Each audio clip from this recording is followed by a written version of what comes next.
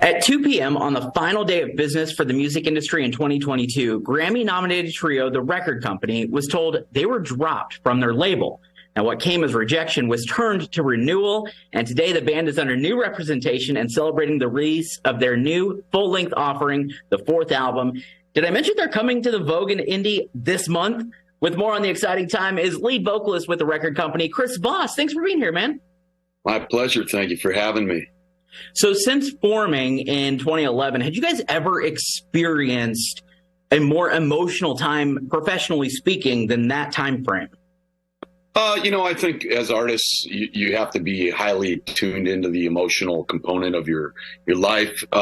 Just getting to the point where you're on a label and out doing it professionally, you definitely, I think many artists who may be even watching this will understand that there's a process and that can be its own challenge. But that was certainly a little bit of a shock. But what was nice about it is it made our record better. We went in-house, we produced it ourselves, and I'm happy to say that our first single went up to top 5 on Billboard AAA, which had us up there with Foo Fighters and Lana Del Rey. So I was like, that was kind of a nice turnaround of events. So I think it's just growing up on a farm in Wisconsin. I was taught, get up every morning, love what you do and work hard. And that's, and be true, be honest, be yourself. And those are the things we bring together on this album. So it wasn't so much of a, all right, well, I guess we're done. It was more of a, all right, let's keep doing this and something's going to happen the way it's supposed to, right? Yeah, man. Expect the unexpected in life. That's what I think we all know that once you've experienced a few things in life, you realize that you can't plan for everything. The only thing you can control is your reaction and how hard you want to work and determination. Moving from Wisconsin to where I live now in Los Angeles, that was scary in and of itself. And the only way to raise it to 100% that you're not going to achieve something is to quit. That is guaranteed. So, I've got the mentality, the band's got the mentality of we love doing this. We knew we had built a great foundation.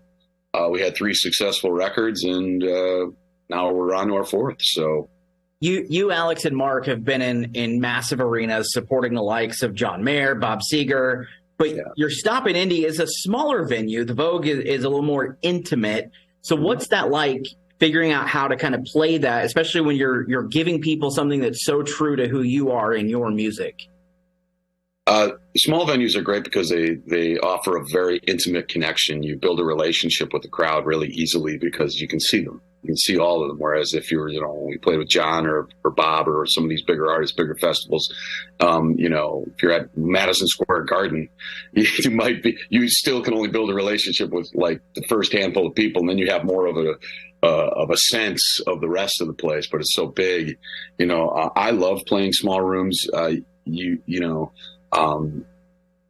just by nature, when I can, I like to go after the show and talk to people and stuff. If it's allowed in those bigger shows, you really kind of can't do that because it can turn into a whole thing. Or if it's 500 people, it's not going to turn into a thing. It's just a dude hanging out and want to say hello. So, and it allows the music to really get to you, because you can see the sweat coming off the performer, and the performer can see you giving that energy back, and it makes a great circle of music and participation. You guys are so close and tight knit. It's almost like a brotherhood as opposed to work and just being in a band. How does that affect what you guys do and the stuff that you put out? Great question.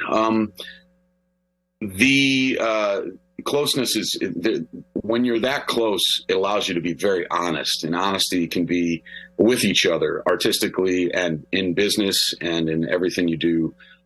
You can be there for each other personally. It's a friendship, it's a business partnership, and then it's a musical collaboration. And all of that, I think, comes out when you hear a group that's been collaborating for a while, and if they've achieved a few things, you can see it, you can hear it, you can feel it. If they get along, you can feel it. But like a family, you have to be, or a dear group of friends, you have to be sensitive to each other. You have to be aware of each other. Listening to each other when you play is a big element, but it's only one element. Listening to each other when you speak, listening to each other when, and knowing when to listen, when to talk, is all part of the thing, because there's a lot more to playing music and getting from town to town than just being on the stage. That's the most important part. That's the goal. But all of those things that bring you together as a group is what will keep it going, keep you through the tough times, like when your record label calls you on the eve of Christmas and says, "See you later." Well, we are so glad that you guys didn't say "see you later," because when you listen to your music, it feels like we're there with you guys, and it feels like we are a part of what you're doing in that moment. And I think that's what makes your sound so special and so unique to so many fans around. And I have no doubt that's why the Vogue is going to be jam packed on October 25th when you guys show up here in Indianapolis ready to perform. So, Chris, best of luck in everything you guys continue to do. We're so glad that you're marching on, and we're excited for this fourth album and all the work that you guys have done in the past. It's so fun chatting with you guys. So we appreciate your time. Hey, thanks so much. Give us a listen, ladies and gentlemen, if you haven't. And I appreciate you guys for having me on. And those coming to the Vogue, we're a rock and roll band. Let's dance. Let's have some fun.